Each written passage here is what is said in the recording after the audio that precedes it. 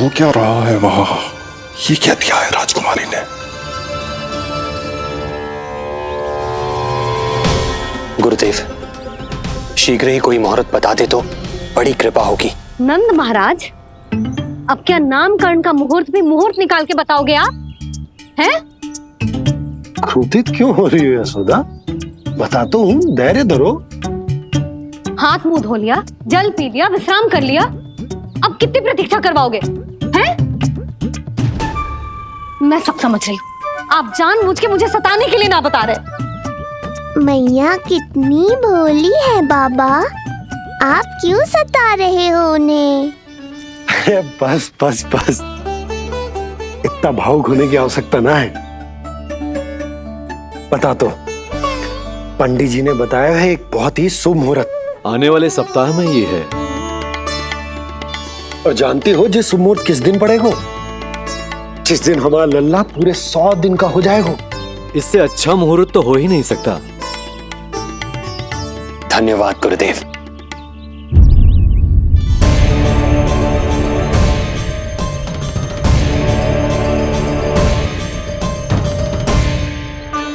क्या हुआ गुरुदेव? कुछ समस्या है क्या? जो सत्य सारे संसार को पता है और जो संकेत ये कुंडली दे रही है, दोनों में विरोधाभास है राजन।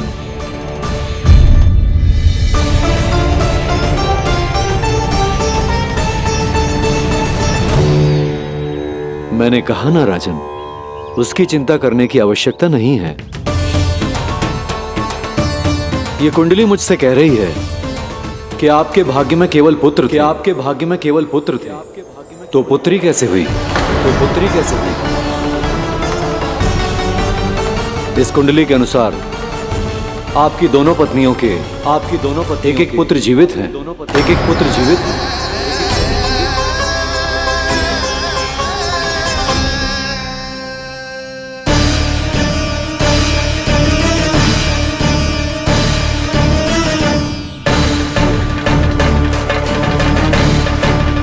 देवकी, गुरुदेव मैं कुछ कैसे? कहने की आवश्यकता नहीं है राजन, मैं जानता हूं। मेरे प्रश्नों के उत्तर कहां मिलेंगे? अरे कौन से प्रश्न और कैसे उत्तर? किस बारे में बात कर रहे हैं? ये लोग जो भी बात कर रहे हैं वो मुझे सुनाई क्यों नहीं थी? सही समय की प्रतीक्षा कीजिए राजन, आपके दोनों कार्य पूर्ण होंगे।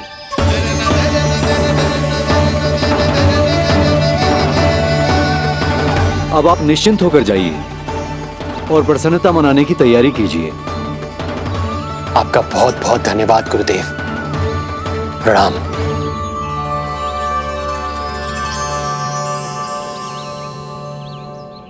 सच्ची?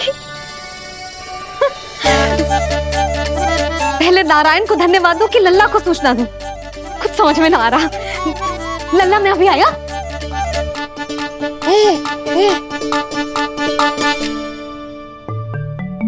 आपका बहुत बहुत धन्यवाद नारायण। अब शीघ्र ही मेरे लल्ला और उसके दाऊ को उनके नाम मिल जाएंगे, वो नाम जिससे वे पूरे संसार में पहचाने जाएंगे। अब लल्ला को बताती हूँ। लल्ला, तू जैसे ही 100 दिवस का हो जाएगा, तेरा और तेरे दाऊ का नामकरण हो जाएगा। हाँ हाँ, किंतु आपने तो बताओ ही ना, हम इन दोनों को मिलवा कब सकते हैं? क्या देख रहे हो, बताओ तो। यशोदा, पंडित जी ने कही कि दोनों भाइयों को मिलवाने के लिए कोई मुहूर्त की आवश्यकता ना है, तो हम चाहें तो इन्हें आज भी मिलवा सकते हैं। लल्ला सुनो तूने, तू आज ही अपने दाऊ से मिल सकते है। मैं अभी सारी तैयारियां करती हूँ। भव्य मिलन होगा गोकुल में, भव्य मिलन। कुंडली के अनुसार इन दोनों के 8 पुत्रों में से 2 जीवित बचे हैं। पहला तो रोहिणी पुत्र है, और दूसरा कौन है? और वो कन्या कौन थी जिसे कंस ने मारा था? वासुदेव की कुंडली में अभी तक पुत्री योग बना ही नहीं है।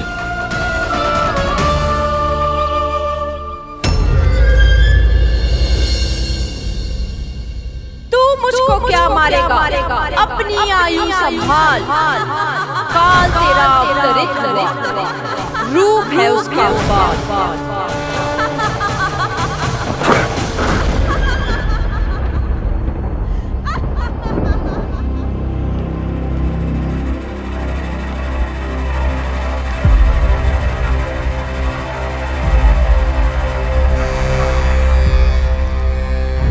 आधी रात को इस तरह से उठकर बैठे हुए हैं आप स्वामी। मैं ये तो नहीं जानती कि किस बुरे स्वप्न ने आपकी नींद छीन ली है, परंतु इतना अवश्य जानती हूं कि जो सूचना ये गुप्तचर लेकर आया है, इसे सुनकर आप रात भर सो नहीं पाएंगे।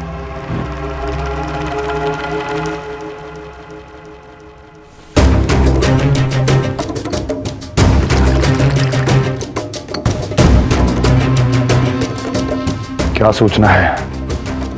महाराज, उत्कच मारा गया, उत्कच मारा गया, उत्कच मारा गया।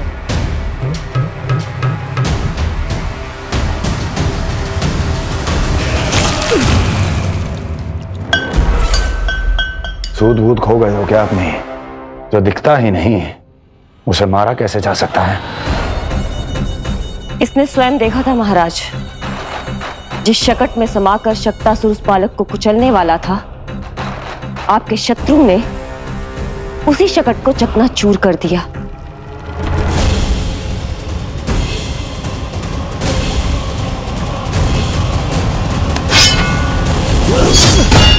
महाराज क्षमा। लगता है आपके सैनिक और तलवार दोनों की धार कुंद पड़ गई है महाराज।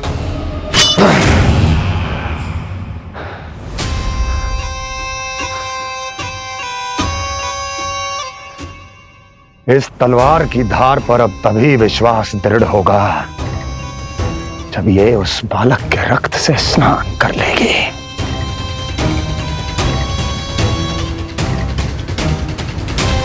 और कैसे? कैसे?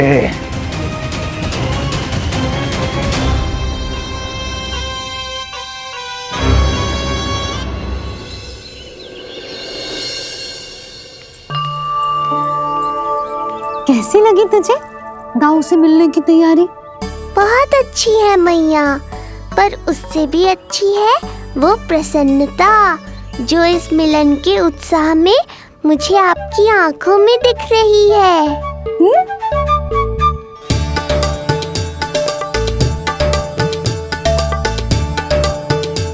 यशोदा, तुमने तो दो भाइयों के मिलन को भी त्योहार बना दिया। हाँ तो ये किसी त्योहार से कम थोड़ी ना है। ये शुभ दिन दोनों भाई के मिलन को पूरा गांव देखेगो। तो फिर अब बड़ी मैया को बुलाओ ना मैया। यशोदा जी, रोहिणी जीजी इतनी प्रतीक्षा क्यों करवा रही है? इतने दिवस से छुपा के रखे हो लल्ला को, अब तो शीघ्रता करनी चाहिए ना, है ना भाभी? प्रतीक्षा अवश्य की है, किंतु फल भी तो मीठा मिलेगा। आती होंगी रोहिणी जीजी।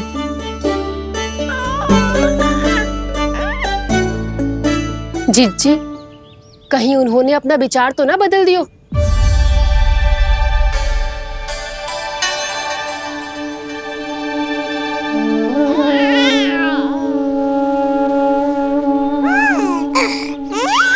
कितनी शीघ्र चिंतित हो जाते हो आप सब।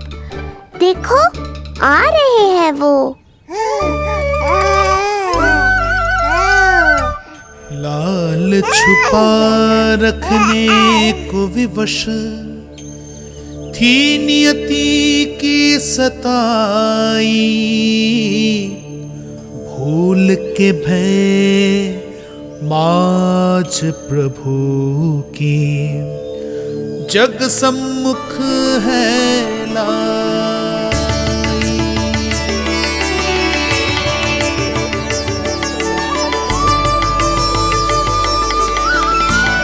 देखो तो कितनी मधुर मुस्कान है। और आंखें कैसी गंभीर और गहरी है।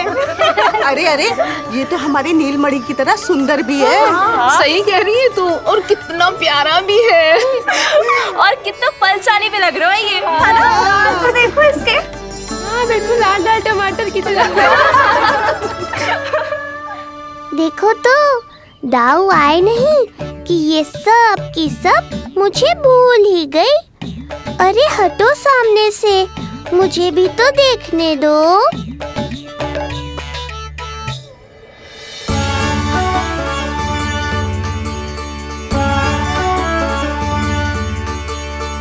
मैया सहायता करो ना।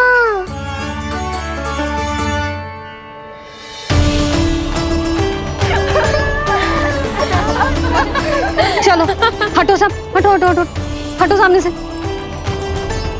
चलो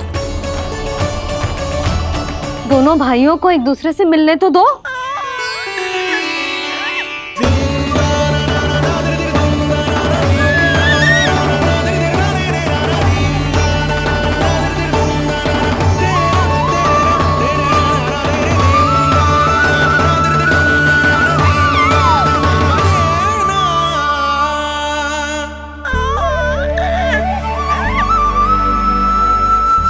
चल लल्ला, चल आजा।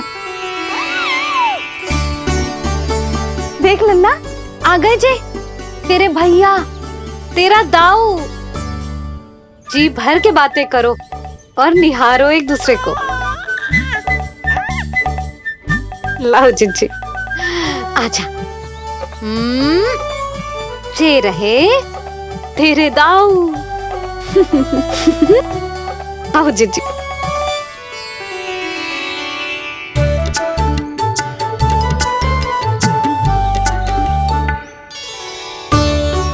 स्वागत है दाऊ। कितनी प्रतीक्षा के बाद अब जाकर आपसे भेंट हुई है।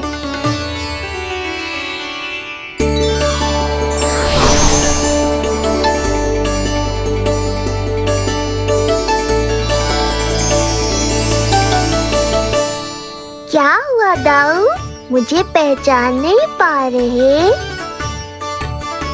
कितनी देर लगाओगे दाऊ? अब तो पहचान लो, छोटा भाई हूँ आपका।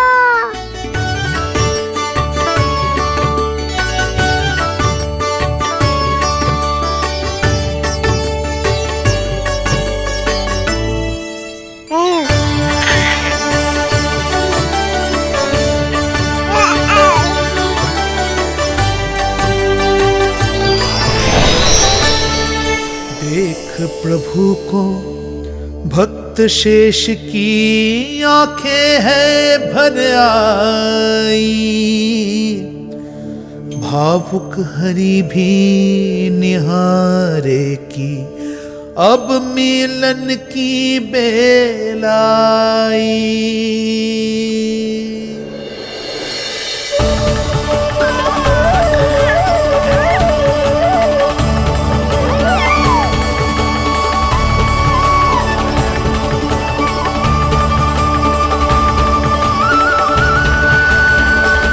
प्रभु, आपके दर्शन पाकर मैं धन्य हो गया।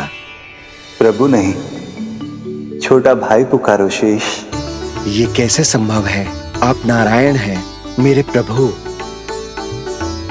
ये जानते हुए भी मैं आपसे बड़ा कैसे बन सकता हूँ? हर दुविधा की तरह इसका भी समाधान है शेष। अब तो हम एक दूसरे से मिल भी चुके हैं। पृथ्वी पर हमारा सूत्र जुड़ चुका है, इसलिए समय के साथ तुम ये भूल जाओगे कि तुम्हारा ये भाई मेरा ही अवतार है। ये क्या कह रहे हैं प्रभु? वही जो आवश्यक है। नहीं तो तुम नीलमणि के बड़े भाई होने का कर्तव्य कैसे निभाओगे? कैसे डांटोगे मुझे? और बड़े होने के नाते मुझ पर अधिकार कैसे दिखाओगे? पर प्रभु, पर किंतु परंतु ये सब भूल जाओ शेष। आज से, इसी क्षण से मैं हूं तुम्हारा छोटा भाई और तुम मेरे ताऊ।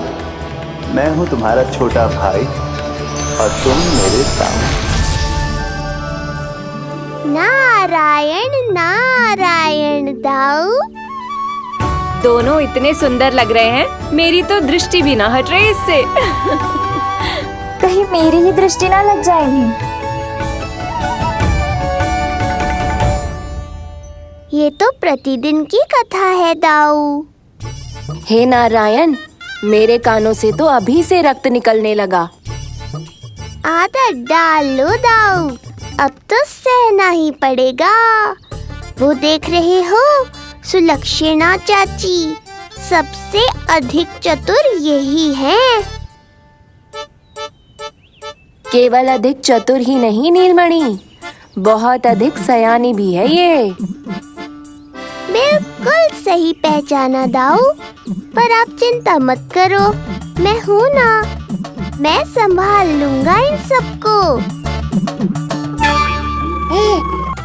इन दोनों की दृष्टि एक दूसरे से ऐसी चिपक गई है कि अब हटने का नाम ही ना ले रही। ये सूचक है उस प्रेम के बंधन का जिसमें ये दोनों भाई आज के बाद सदा के लिए बंध जाएंगे।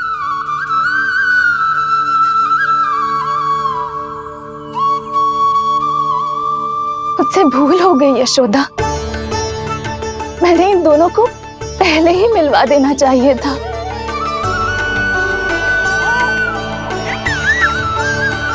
मैं कहती थी ना आपसे।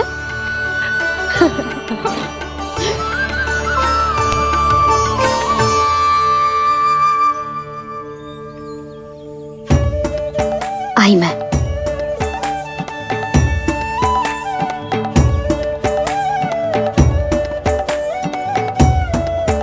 क्या सोच रहे हो ऐसे खड़े खड़े? देख रहा हूं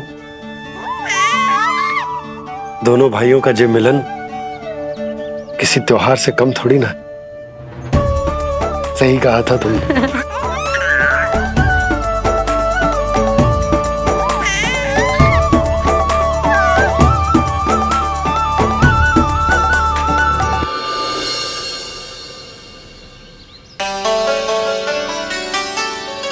सुना ना तूने जो गोपिया क्या कह रही थी कि नीलमणि का दाऊ कितना बलशाली है। इसका तो यही अर्थ हुआ ना कि नीलमणि अपने दाऊ जितना बलशाली ना है। अब समझा मैया कि आज मुझसे इतना व्यायाम क्यों करवाया जा रहा है। पर मुझे पता है मेरा नीलमणि सबसे अधिक बलशाली है। हाँ। उज्जवल ने कही थी ना, नीलमणि ने यूं उड़ा दिया था काले कौवे को मथुरा की ओर। और उज्जवल ने तो ये भी कही थी कि नीलमणि ने अपने पांव से सकट पे प्रहार भी किया था। कैसे किया था प्रहार? ऐसे किया था। लग गई मैया को। कैसे किया था? फिर से बता कैसे किया था?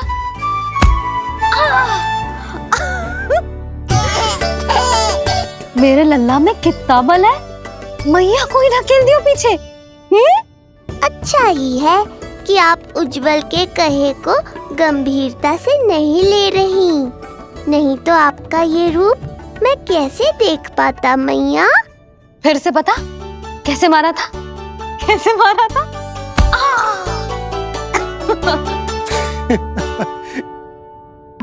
लल्ला तू बड़े के जैसे कब से हंसने लगो?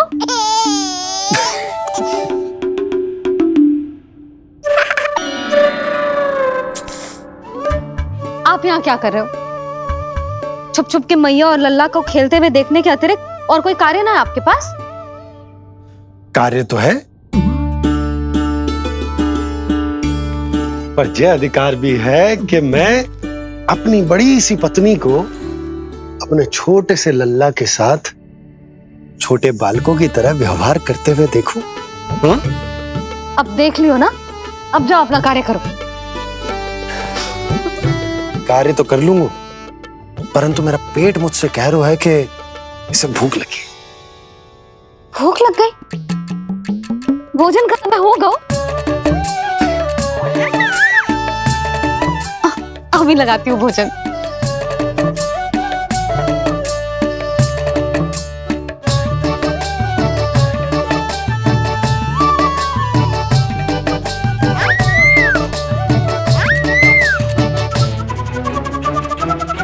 क्या हुआ लल्ला, इतना उतावला क्यों हो रहा है तू? तुझे भी भूख लगी आई है क्या? सच्ची में भूख लगी आई है कि मंद मंद मुस्कुरा के मैया को बांधना चाहता है? तनिक रुक जा, तेरे बाबा को भोजन परोस के यूं गई और यूं आई। मेरा अच्छा लल्ला। आई।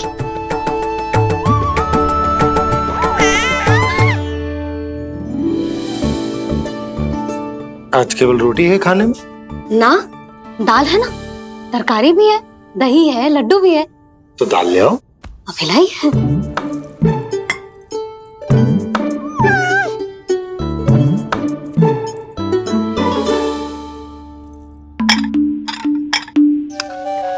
अवश्य भूख ही लगी होगी उसे। यशोदा, दही नहीं दाल। क्षमा करना, भूल हो गई।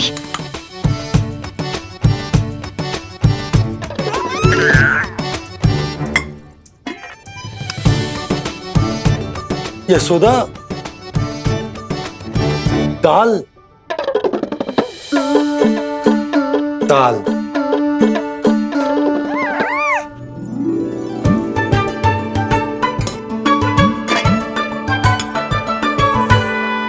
अब ऐसे क्या देख रहे हो? बोला ना भूल हो गई।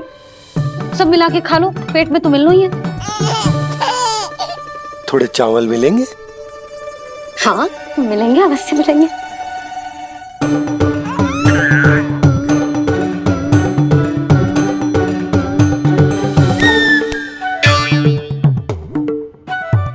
लड्डू नहीं, चावल।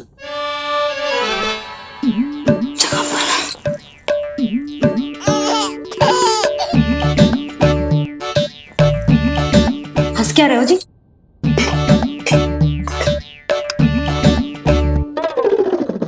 आज व्यायाम भी बहुत कस के करवाओ था मैंने, कहीं अधिक भूख तो ना लगी होगी।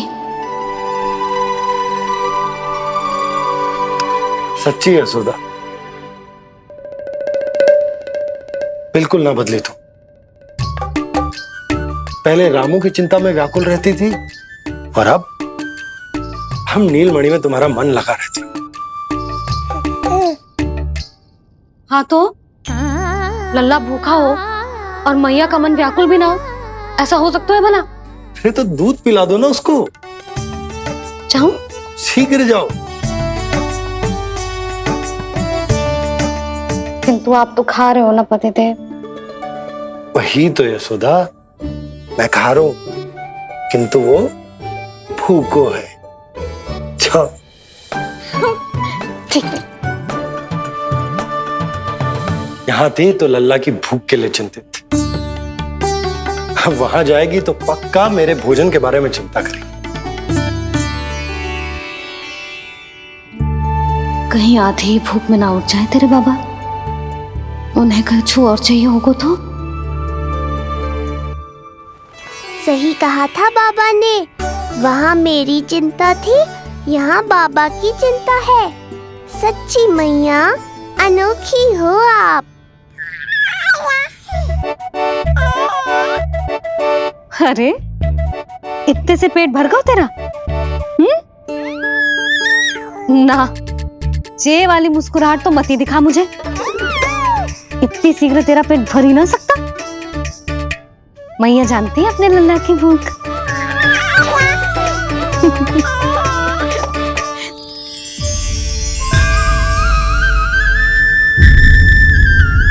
ये क्या है लल्ला? ये क्या था तेरे मुंह में, दिखा। मैया को सब पता है, इतनी जल्दी तेरा पेट भर ही ना सकता।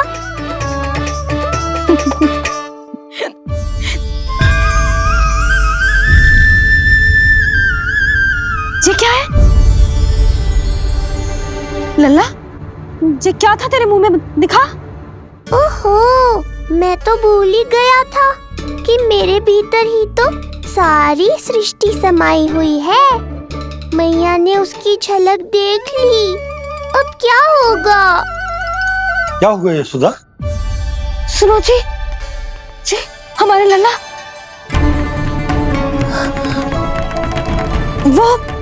वो इसके मुंह में क्या? भूल जाओ ना मैया, कुछ नहीं था मेरे मुंह में।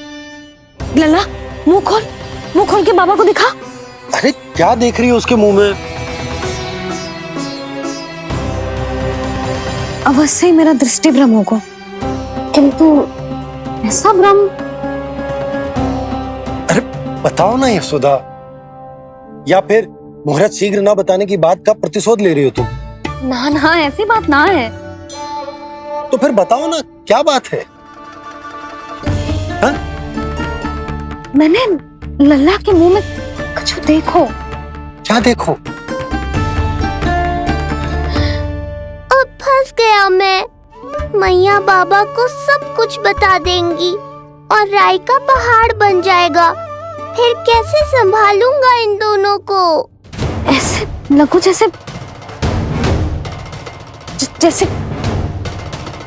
जैसे पूरा का पूरा ब्रह्मांड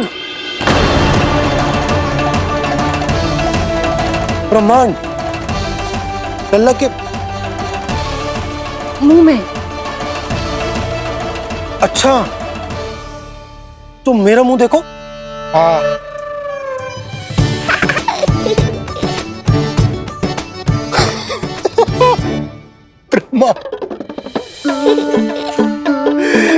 सोदा, मुझे पता था आप मेरा उपहास उड़ाओगे। अरे नहीं, तुम देखो तो सही।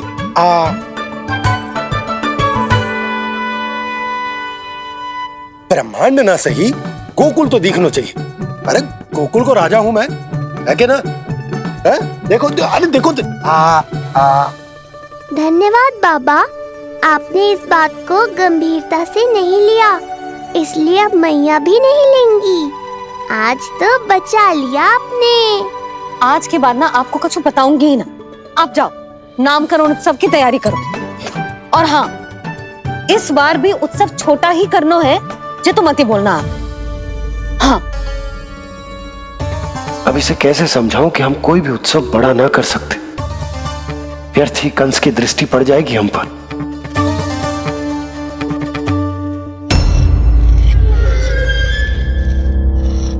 लगता है आपके सैनिक और तलवार दोनों की धार कुंद पड़ गई है महाराज। महाराज, मुझे भय था कि कहीं ऋषि गर्ग मुझे श्राप ना दे दे।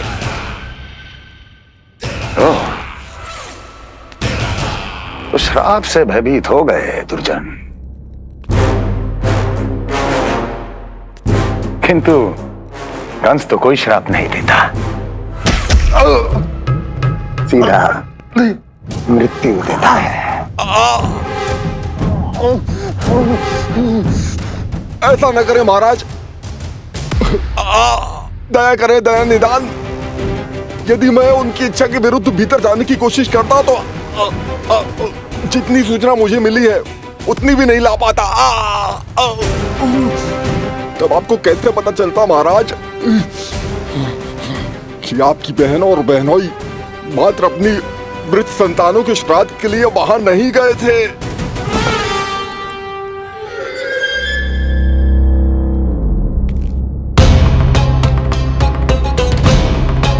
आगे बोलो।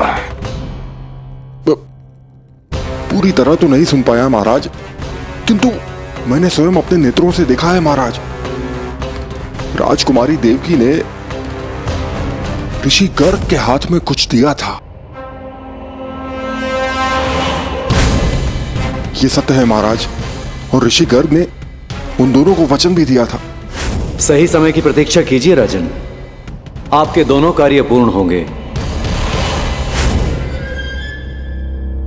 महाराज, मैं आपका सबसे विश्वसनीय सेवक हूं। आपके हर आदेश का पालन करना मेरा अधिकार है, और मैंने अपने अधिकारों का पालन किया भी है महाराज। किंतु फिर भी यदि मेरी ओर से कोई भूल हुई हो, मुझे क्षमा करे दया निदान, मुझे क्षमा करे। इसका अर्थ है कि उत्कच सही कह रहा था। वो दोनों अवश्य ही कोई ना कोई षड्यंत्र रच रहे हैं मेरे विरुद्ध। समय आ गया है। अब मुझे किसी ऐसे की खोज करनी होगी जो उतना ही शक्तिशाली हो जितनी की मेरी ये तलवार।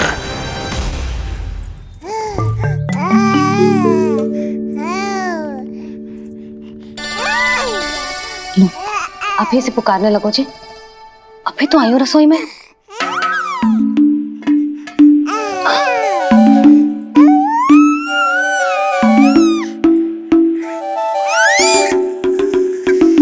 शीघ्र ही तुझे भी अपने बाबा का हाथ बटाना पड़ेगा, समझ रहे हो ना?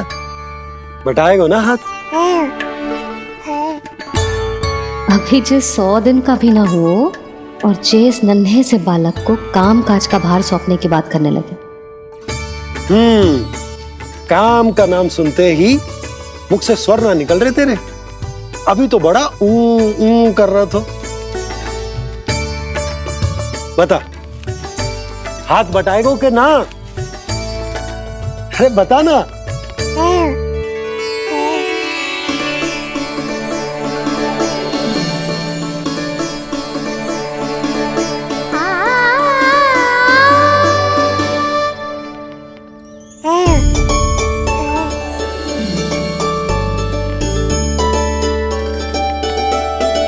कल तू पूरा 100 दिन को हो जाएगा लल्ला।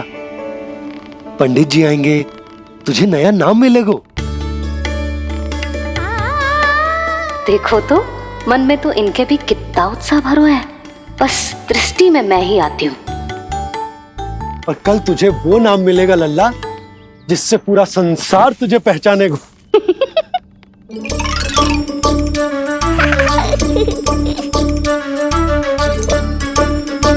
अब लल्ला कितना कार्य शेष है और तूने मुझे बातों में लगा लियो।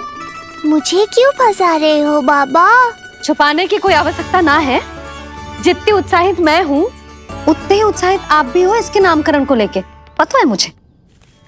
लल्ला के नामकरण पे उसके बाबा उत्साहित ना होंगे? बिल्कुल होंगे, इसीलिए तो कह रही हूँ अपना उत्साह बांटो अपने लल्ला के साथ। मैं अभी आई। अच्छा, ऐसे तो तुम लल्ला को छोड़ के कहीं ना जाती। अभी कहाँ चली? रोहिणी जिज्जी के पास, और कहाँ। लल्ला और उसके दाऊ के नामकरण की तैयारी करनी है कि ना?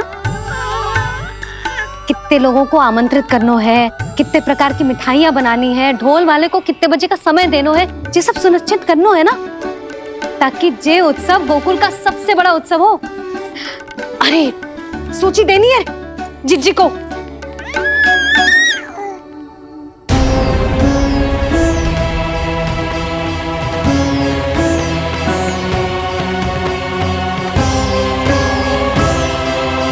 सबकी कोई आवश्यकता ना है। आवश्यकता ना है मतलब? कहना क्या चाहते हो आप? मैं ये कहना चाहता हूं कि यशोदा, सत्य तो ये है कि हमें दुख में ना अत्यधिक दुखी होना चाहिए और ना सुख में अत्यधिक उत्साहित। प्रसन्नता कितनी भी क्यों ना, हमें उत्सव संयम से ही मनाना चाहिए। इतने वर्ष संयम ही तो रखा था ना नंद जी।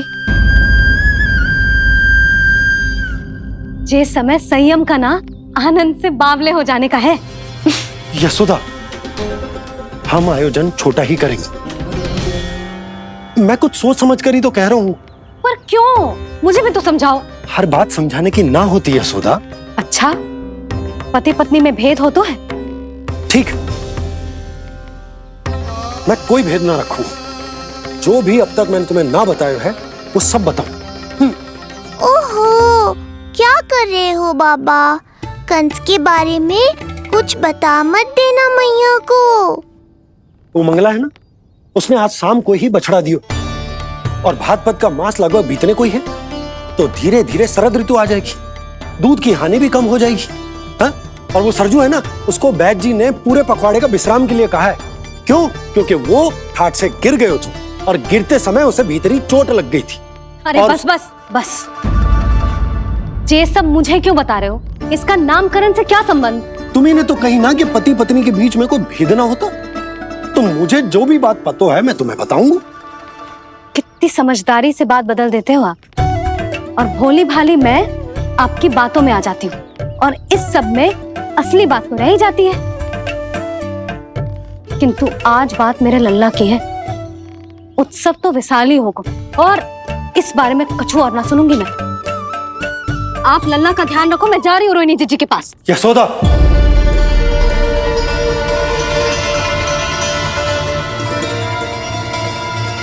बात केवल सुनने की ही ना होती, उसे समझना भी पड़ता है।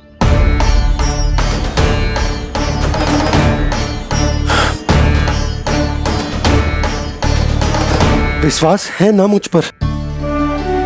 मैं कुछ सोच समझ कर ही कर रहा हूँ ना। उत्सव तो छोटा ही होगा।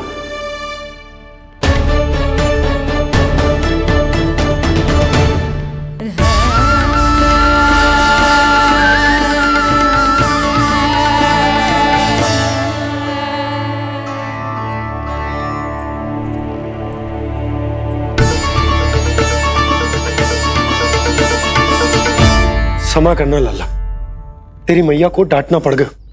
आपको मेरी सुरक्षा की चिंता है बाबा, समझता हूँ मैं, इसलिए आपने ये निर्णय लिया है। समझ में नहीं आता कब कौन सा निर्णय क्यों लेते हैं आप? यदि कंस को समझना इतना आसान होता तो कंस नहीं होता। ये नया सिंहासन उसके लिए है जो मेरा विश्वास पात्र बनेगा। मेरे दाहिने हाथ की तरह मेरे मन के सबसे निकट होगा वो। मंत्री परिषद में विशेष स्थान की प्राप्ति होगी। मेरे बाद पूरे राज्य के लिए उसी का वचन होगा। शासन। किंतु ये अधिकार केवल उसे प्राप्त होगा जो मेरी परीक्षा में उत्तीर्ण होगा। मेरा सबसे महत्वपूर्ण कार्य करेगा वो। इसलिए जाओ, कह दो सभी बाहुबलियों को, महाबलियों को, दैत्यों को, दानवों को, प्रेतों को, पिशाचों को, सभी को यह सूचना दे दो। ना ना ना ना, सूचना नहीं, चुनौती दो कि यदि साहस है तो आए, मेरी परीक्षा में उत्तीर्ण हो और इस सिंहासन पर बैठने का अधिकार प्राप्त कर ले। जाओ। और हां, ये अवश्य कहना कि केवल वही आए जिनके हृदय में साहस का ज्वालामुखी धधकता हो, जिनकी तलवारें पर्वतों का सीना चीरने को व्याकुल हो, जिनकी संकल्प शक्ति इतनी दृढ़ हो कि मृत्यु से टक्कर ले लें। कायर नहीं चाहिए मुझे। जाओ। महाराज, आप जिसे भी ये विशेष पद देंगे, भविष्य में यदि वही हमारे शीश पर बैठ गया तो क्या करेंगे आप? पहले ऐसा कोई योद्धा सामने तो आए अस्ति, जो उस विष्णु के अवतार का संहार कर सके।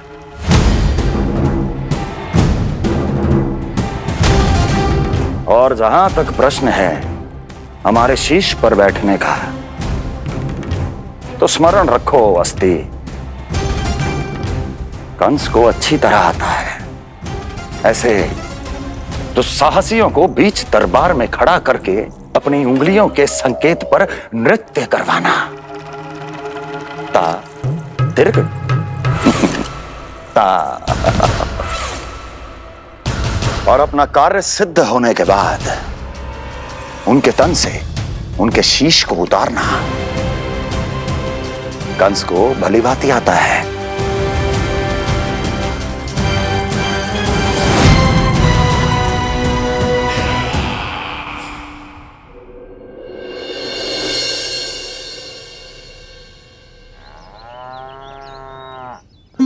पूरे 100 दिन का होगा हुआ तो लल्ला, कम से कम 100 व्यक्ति तो आने चाहिए थे ना तेरे और तेरे दाऊ के नामकरण में। हाँ, अब तुम मुस्कुरा क्या रहो है? तू ही बता, जे भवन देख के लग रहा है कि यहाँ कोई उत्सव है? बिना अतिथियों के कैसा उत्सव और कैसा आनंद, तू ही बता। और मैं करूं भी तो क्या? पता है लल्ला, मुझे तो लग रहा है तेरे बाबा ना कंजूस होगा है। नहीं तो भला और क्या समस्या हो सकती है उन्हें बड़े आयोजन से? अरे गोकुल के राजा का लल्ला है तू, राजकुमार। यदि तेरा आयोजन बड़ा ना होगो तो भला किसका होगो?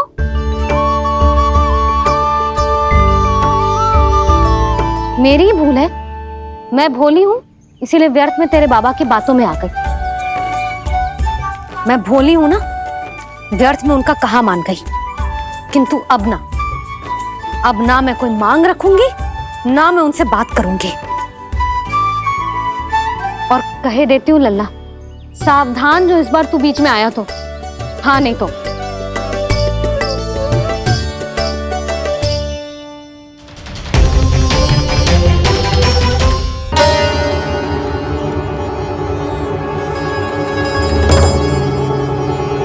क्या होगा? हाँ, सब ठीक तो है ना? आप इतनी चिंता में क्यों हो जी? कोई बुरी सूचना तो ना मिली? अब जे मत ही कहना कि जे भी मुझसे छुपाना पड़ेगा। जो भी है मुझे बताओ। पंडित सदानंद जी महाराज वो नामकरण के लिए ना आ सके। उनकी बिटिया के पांव भारी, उसे लिवाने वो समझाने गए। ये तो शुभ समाचार है।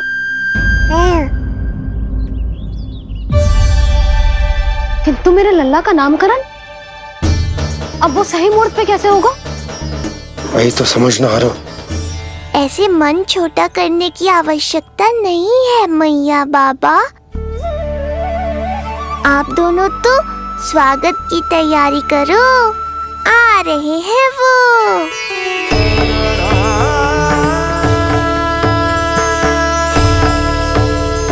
लो, आ गए वो जिनकी मुझे प्रतीक्षा थी। आप दोनों व्यर्थ ही चिंता कर रहे थे।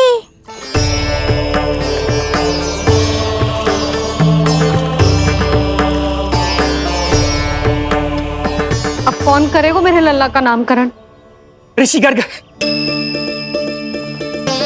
नंदराज, रानी भाभी, महान ऋषि गर्ग हमारे गांव में पधारे हैं।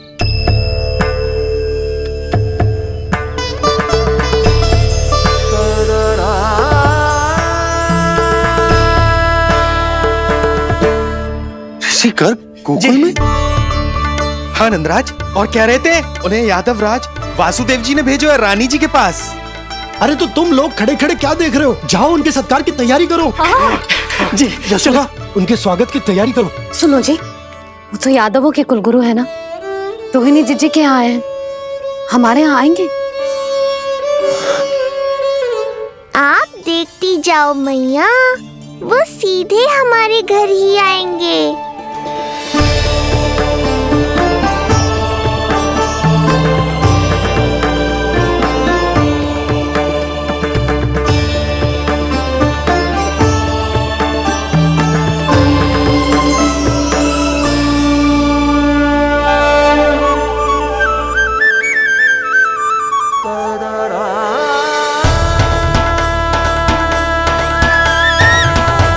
ये क्या हो रहा है मुझे? मैं उस भवन की ओर क्यों बढ़ा जा रहा हूँ? क्योंकि आपके यहाँ आने से ही मेरी मैया बाबा की चिंता समाप्त होगी ऋषिवर। ये बात तो मैं न जानता, परंतु मुझे जाकर उनको स्वागत करना चाहिए।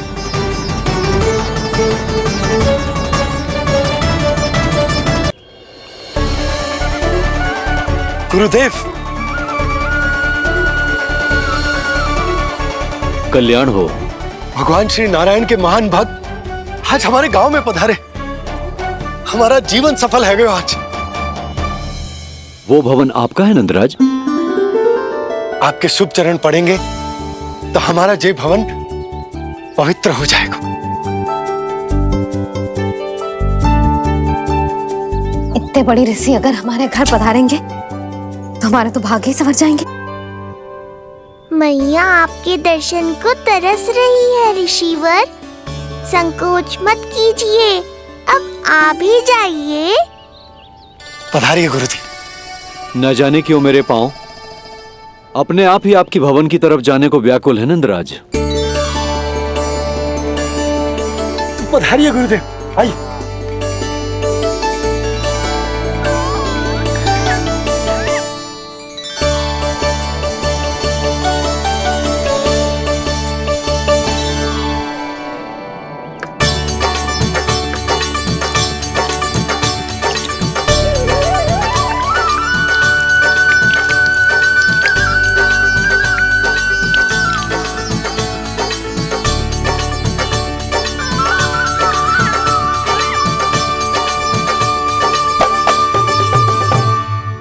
कल्याण हो।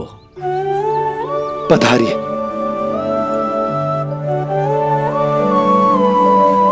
आया तो था मैं रानी रोहिणी के भवन में, पर पता नहीं कैसे यहाँ खींचा चला आया। विराजिए गुरुदेव। महाराज, आप इसे भी रोहिणी जिज्जी का ही घर समझिए, मैं अब भी बुलाकर लाती हूँ। महाराज, ये हमारा सौभाग्य है कि आपने यहाँ आना स्वीकार किया। कहिए, क्या सेवा करूं मैं आपकी? मुझे आपके भाई वासुदेव ने भेजा है नंदराज।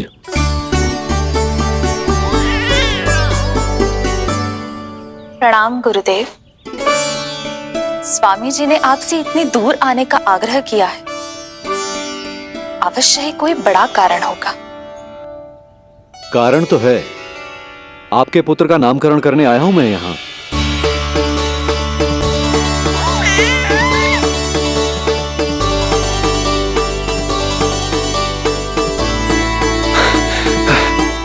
ऋषिवर, तब तो आप अत्यंत ही शुभ दिन पधारे।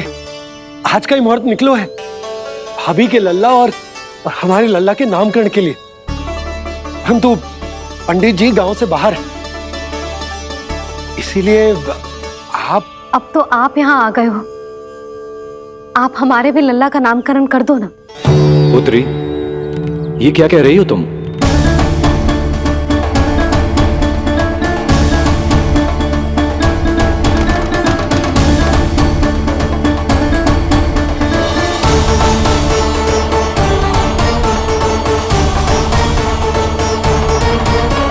नामकरण कर दो ना। पुत्री, ये क्या कह रही हो तुम? विनती कर रही हूँ, और मेरी जे आग्रह अस्वीकार मत ही करो। आप दोनों भाइयों का नामकरण एक साथ हो जाएगा।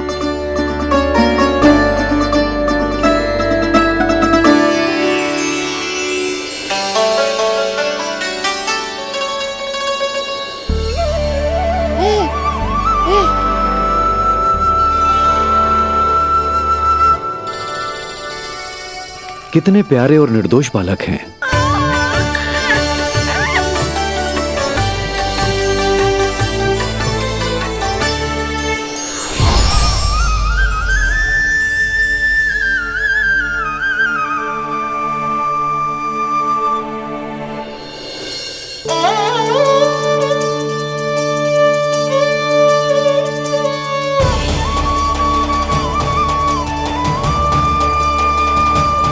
इन दोनों को देखकर गुरुदेव की आंखों में आंसू क्यों आ गए?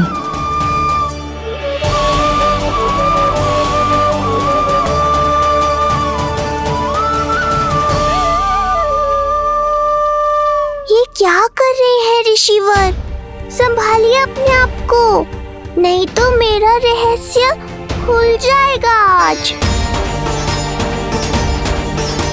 अरे ऋषिवर, हाथ मत जोड़िए। इससे पहले कि गड़बड़ हो जाए, अपनी नमस्कार मुद्रा को आशीर्वाद मुद्रा में बदल दीजिए। बात को समझिए, मैंने ये अवतार मैया और लल्ला के अद्भुत संबंध का अनुभव करने के लिए लिया है, पर आपकी भावुकता के कारण यदि मैया को मेरा सत्य पता चल गया तो ये संबंध ही बदल जाएगा।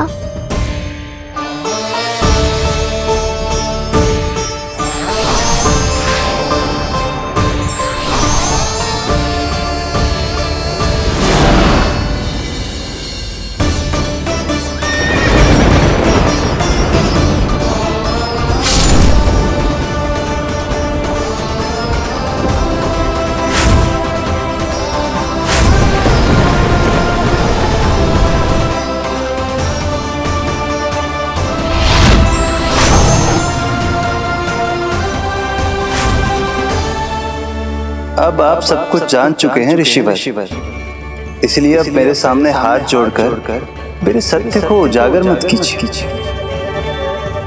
अपने शिष्य वसुदेव के पुत्र के रूप में मुझे आशीर्वाद दीजिए।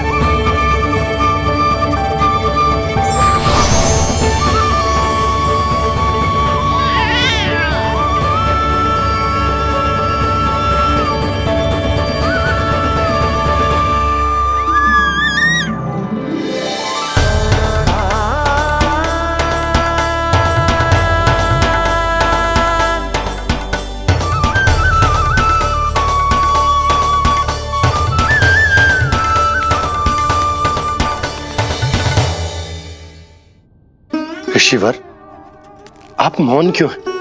और आपकी आंखों में आंसू? सब कुछ ठीक है ना? अब तो आप हमारे लल्ला का नामकरण करोगे ना? इन दोनों का नामकरण करना मेरा सौभाग्य होगा पुत्री।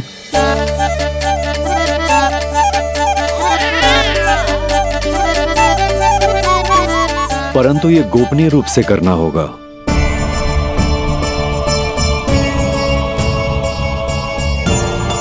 अवश्य ही स्वामी का आग्रह होगा, ताकि कंस की बुरी दृष्टि हमारे पुत्र पर ना पड़े। ये तो बहुत महान ऋषि हैं, इन्हें कंस के अत्याचारों के बारे में अवश्य पता होगा। अपनी संतान का नामकरण संस्कार करना एक मां के लिए उत्सव से कम नहीं होता है, पर यह छुपकर करना होगा। आप दोनों को स्वीकार तो है ना? जैसी आपकी आज्ञा गुरुदेव। स्वीकार है गुरुदेव। तो फिर कहाँ करना है हमें नामकरण का प्रबंध? गुरुदेव, मंदिर सही रहेगा? उससे पवित्र स्थान तो हो ही नहीं सकता है। ऋषिवर, आप तनिक विश्राम कीजिए, हम लोग प्रबंध करते हैं। मैं कुछ समय इन बालकों के साथ व्यतीत करना चाहूंगा। ये तो इनका सौभाग्य होगा। हमें आज्ञा दीजिए।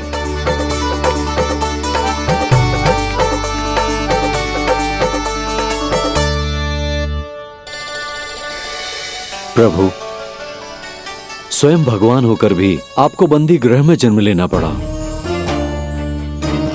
अब अपनी मां को छोड़कर दूसरी मां के यहां पलना पड़ रहा है। जब से गोकुल आए हैं छुप छुप कर रहना पड़ रहा है। इतनी नन्ही सी अवस्था में दुष्ट कंस के कितने ही आक्रमणों का सामना कर चुके हैं आप। और जिस उत्सव में सभी सप्तऋषियों और सभी देवी देवताओं को साक्षी बनकर आना चाहिए, उस नामकरण उत्सव को यहां एकांत में करना पड़ रहा है। क्यों प्रभु, इतने कष्टों को सहकर ये अवतार क्यों लिया है आपने? दुष्टों का नाश करने के लिए, धर्म की स्थापना करने के लिए और सबसे अधिक मैया की ममता का अनुभव करने के लिए। पर इसके लिए इतने कष्ट? मानव जीवन लिया है तो कष्ट तो उठाने ही पड़ेंगे ऋषिवर। मानव जीवन की आंच जला रही है, फिर भी आप मुस्कुरा रहे हैं प्रभु। ये कैसा अनोखा अवतार है। आंच में जलकर भी यदि मैं नहीं मुस्कुराऊंगा तो अपने भक्तों को क्या शिक्षा दूंगा मैं? आज एक कंस का प्रकोप है, भविष्य में सहस्रों कंस होंगे और आने वाले युगों में होंगे अनगिनत कंस।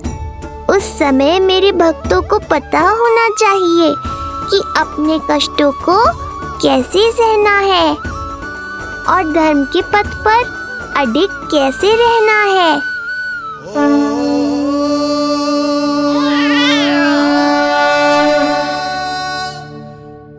आप धन्य हैं प्रभु। देखा अस्ति, जब सिंह दहाड़ता है तो वन के सभी जीव जंतु इकट्ठे हो ही जाते हैं। वो सब जो मेरा विश्वास पात्र होने का अधिकार और ये सिंहासन पाना चाहते हैं, सामने आए।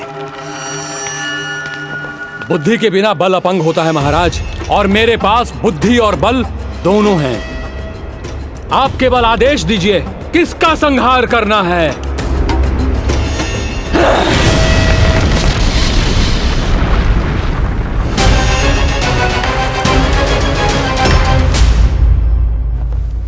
सारी तैयारी हो गई।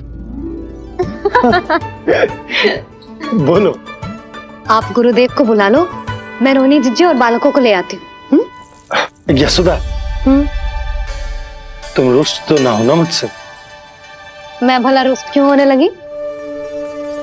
नहीं, तुम जो उत्सव बड़े धूमधाम से करना चाहती थी और बहुत प्रसन्न हूँ मैं कि हमारे लल्ला का नामकरण स्वयं ऋषि गर्ग पूरे विधि विधान से कर रहे हैं। मैं समझ गई, उत्सव बड़ा हो या ना हो, प्रसन्नता बड़ी होनी चाहिए। अरे मैं तो इतनी उत्साहित हूँ कि दोनों भाइयों का नामकरण आज के शुभ मुहूर्त पे हो रहा है। तो इससे पहले जो बीत जाए, जाओ। आप भी बुला लो।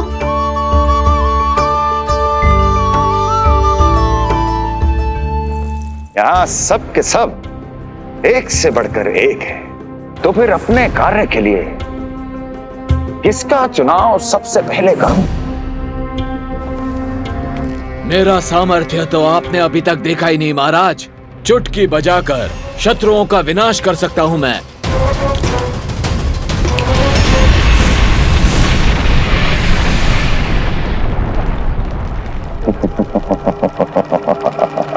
वाह! किंतु आपने तो बताया ही नहीं कि करना क्या है। वध करना है, एक नवजात बालक का वध। उसे साधारण बालक मत समझना। गोकुल में नंद के घर पल रहा वो बालक विष्णु का अवतार है।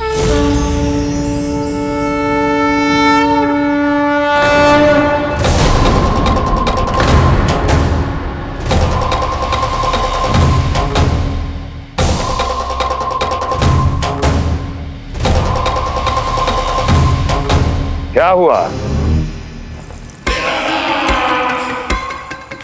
इतना सन्नाटा क्यों छा गया? क्षमा कीजिए महाराज, पर मैं नन्हे बालकों के साथ हिंसा नहीं करता। विष्णु अवतार बड़ा छलिया है महाराज, मैं उसका मुख भी नहीं देखना चाहता।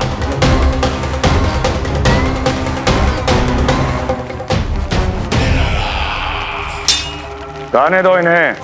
वैसे भी इस सिंहासन के लिए मुझे कायरों की कोई आवश्यकता नहीं। जाने दो।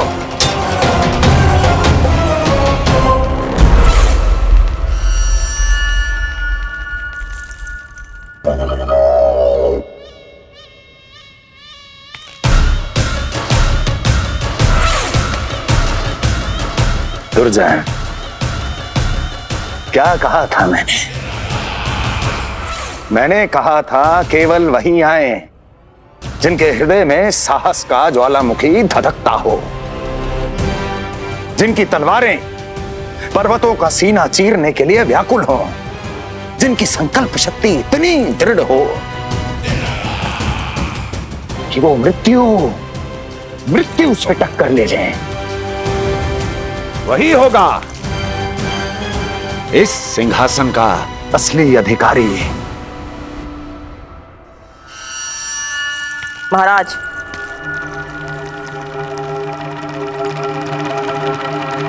ना तो आपके दिए इस सम्मान का कोई मूल्य रह गया है और ना ही आपके भय का।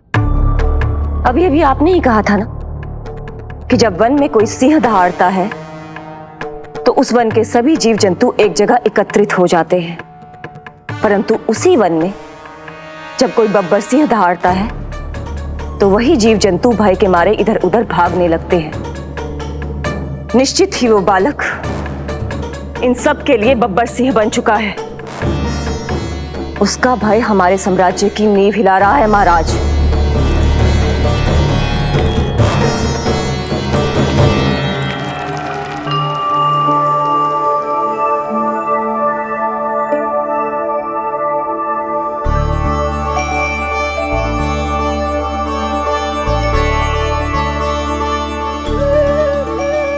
हे नारायण, मेरा मार्गदर्शन कीजिए। हे मां सरस्वती, मुझे आशीर्वाद दीजिए ताकि मैं दोनों बालकों के लिए सर्वोत्तम नामों का चुनाव कर पाऊं।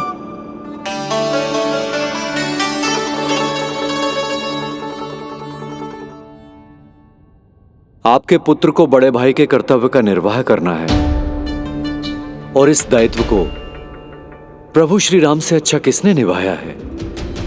जैसा अटूट संबंध उनका अपने भाइयों के साथ था, मैं श्री नारायण से प्रार्थना करता हूं कि वैसा ही प्रेमपूर्ण संबंध इसका भी अपने छोटे भाई के साथ हो।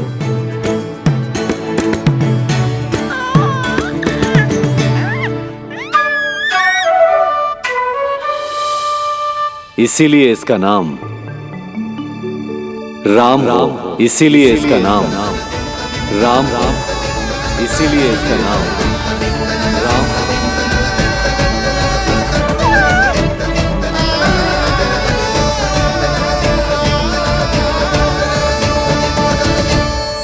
बड़े भाई में आदर्श, न्याय, संकल्प बल के साथ साथ शारीरिक बल भी होना चाहिए।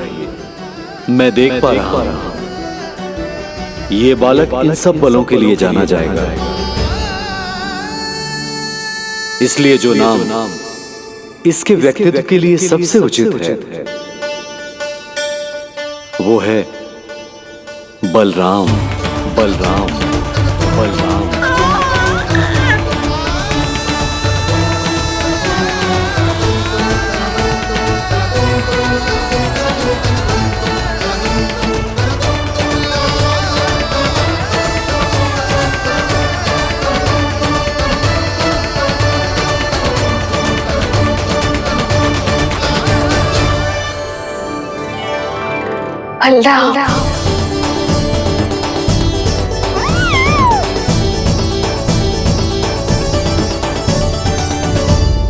तो फिर उसका नाम बल राम रखना। कैसा अद्भुत संयोग है रिसीवर। जब इसके जन्म की सूचना देने मैं वसुदेव भैया के पास मथुरा गया था, तब उन्होंने भी यही नाम रखा था, बलराम। ये संयोग नहीं, नारायण की इच्छा है नंदराज। बलराम से अधिक उपयुक्त नाम इस बलराम के लिए कुछ और हो ही नहीं सकता है। पर मैं तो दाऊ कहकर ही बुलाऊंगा इन्हें, बलदाऊ।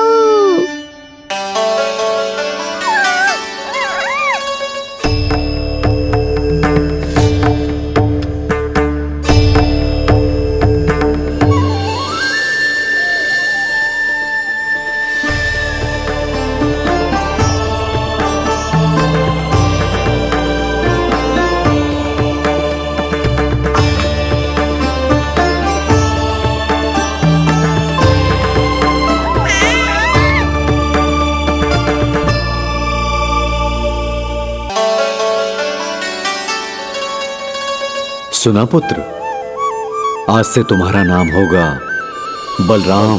बलराम, बलराम।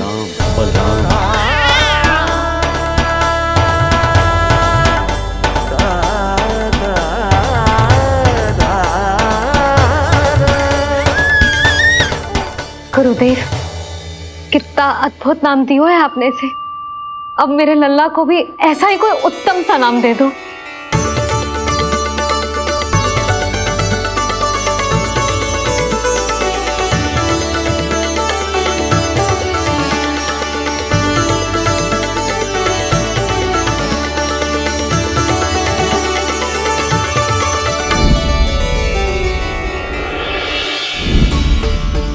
ये कठिन दायित्व आपने ही मुझे सौंपा है प्रभु, इसे निभाने की क्षमता भी आप ही दीजिए।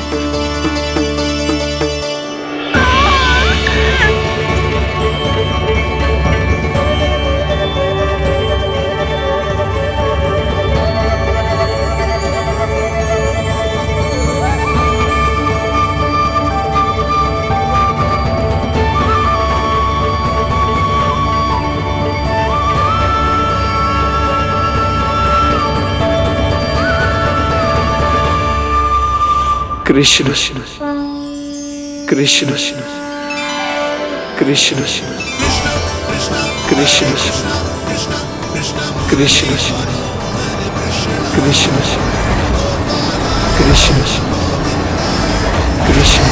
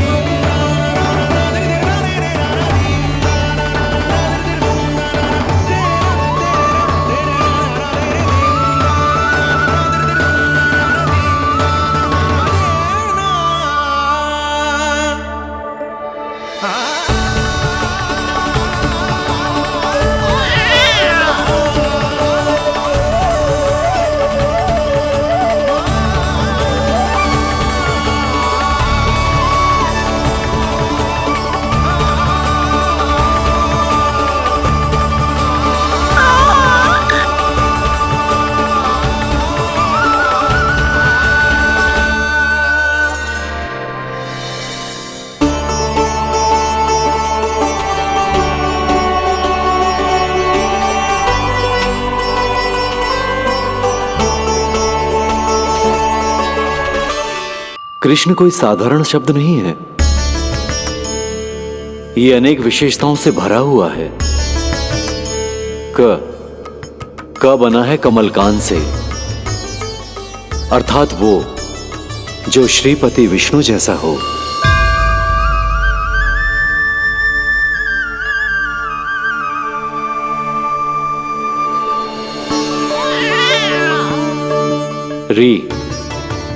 री की उत्पत्ति हुई है श्री राम से, अर्थात वो जो सबके हृदय में बस जाए। श ऐश्वर्य के स्वामी विष्णु के लिए, अर्थात वो जो समृद्धि लेकर आए।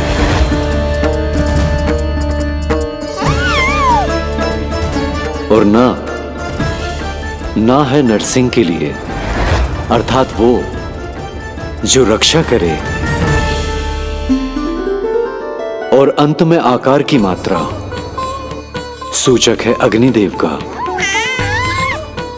अर्थात वो जो स्वयं तप कर सबको पवित्र कर दे।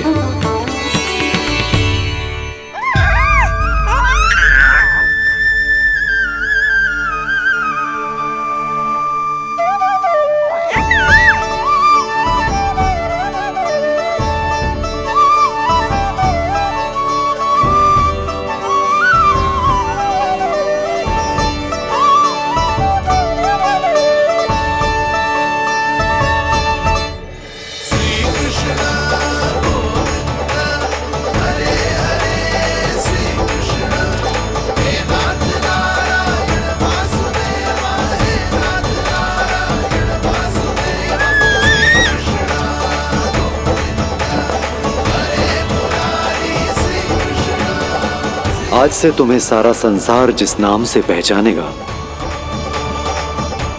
वो नाम है कृष्ण। वो नाम है कृष्ण। वो नाम है कृष्ण। वो नाम है कृष्ण। कृष्ण कृष्ण कृष्ण कृष्ण कृष्ण कृष्ण कृष्ण कृष्ण कृष्ण कृष्ण कृष्ण कृष्ण कृष्ण।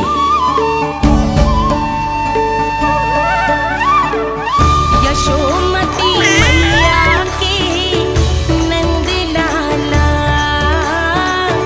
यशोमती मैया के नंद लाला। असुरी कार्य करने वालों के लिए कृष्ण नाम का अर्थ एक और भी होगा। वो घनी अंधेरी रात जिसमें इसने जन्म लिया,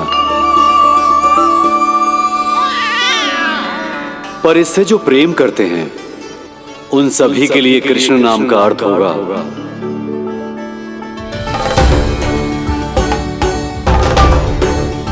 अतुलनीय सुंदरता और अथाह प्रेम।